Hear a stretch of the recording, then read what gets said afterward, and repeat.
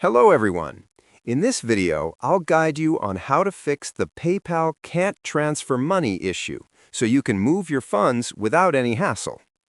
First, this problem usually happens if your account isn't fully verified or if there's a hold on your funds.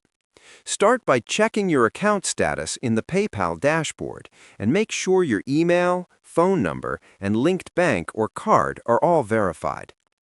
Next, ensure the bank account or card you're trying to transfer to is active, supports online transfers, and matches the name on your PayPal account. Mismatched details often cause errors.